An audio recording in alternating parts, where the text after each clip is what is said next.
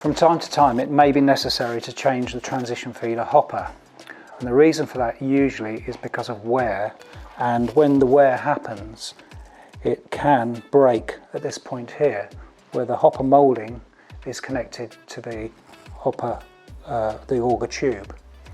And the reason for this can be a number of factors. It can be dropped, which just breaks it instantly during washing but by accident.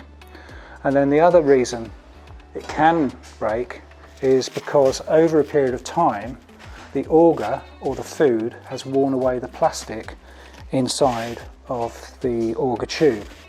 The main reason it can do this is either very coarse food, but more likely than that the auger isn't straight. It is important to check from time to time that the auger is straight, and usually a visual inspection is good enough. However, one thing you can also do is, again, look up the centre of the auger, and you can note that the disc of light that you can see at the end is concentric with the shaft of the auger. If the auger isn't straight, you can definitely see a kink in it. If the auger is significantly bent, it really should be replaced, because it will just continually damage one hopper after another. But if you need to change the hopper, you will definitely need to remove the hopper tube here, the auger tube. To do that, put the hopper into the raised position, and then this is in actual fact a left-hand thread, so it actually undoes the wrong way compared to a normal thread. Undo this, we call this the mix well cover, and once this is free, then you can undo the two nuts and bolts that hold the hopper in at the top using a 13mm spanner and a flat bladed screwdriver.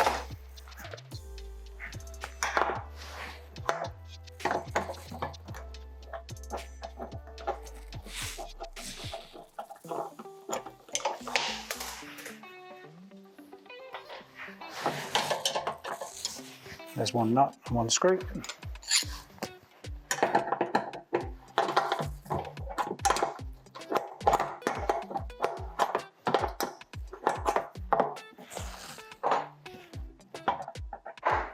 There's the second nut and screw, and now the hopper and the auger tube will just lift out. So the new hopper can be supplied either with the auger tube in place, fitted, or we can supply it without the auger tube and you can reuse the existing one. This works out to be more economic. If you reuse the auger tube, it may well have a small amount of plastic from the old hopper still fitted to the thread on the inside. And the easiest way I found to remove that is with a sharp screwdriver, and then you just catch the edge of the plastic and slip the screwdriver behind it and then lever it out.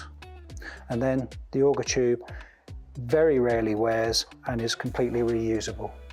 So it's possible to buy the replacement hopper either with the auger tube already fitted, which is quite a bit easier, or reuse the existing auger tube and fit it to the screw of the hopper yourself. So if you're going to refit the existing auger tube, it's worth noting where the thread starts on the inside of the boss here. And what I tend to do is just mark the position where I think the thread starts so that I can line it up with the corresponding thread on the hopper itself. So I've marked it there, and then I'm going to look at the top of the hopper itself and just try and establish exactly where the thread starts on the top of the hopper. And I reckon it's somewhere around there.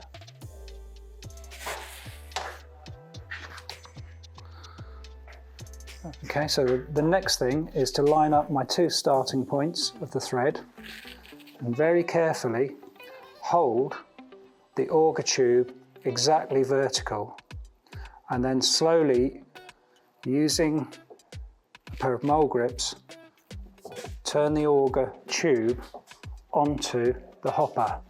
And it's worth just doing sort of one turn to start with, and then standing back and having a look to check that the auger tube is on straight.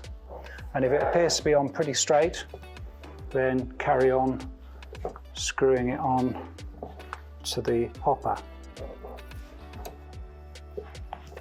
Again, just worth checking from time to time that it's on pretty straight, which that looks fairly straight to me. And then we can go the whole way down on the hopper using the mole grips as a lever until the boss of the auger tube just meets the shoulder of the hopper, which is about there.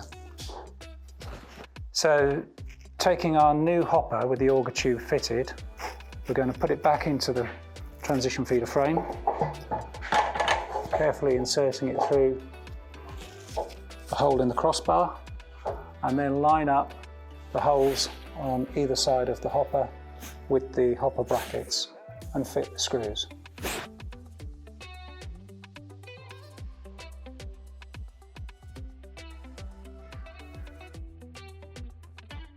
So after the two screws are done up on the hopper, you can put the hopper into the raised position, and then remembering that it's a left-hand thread, refit the Mixwell cover, which just screws onto the end of the auger tube, like so.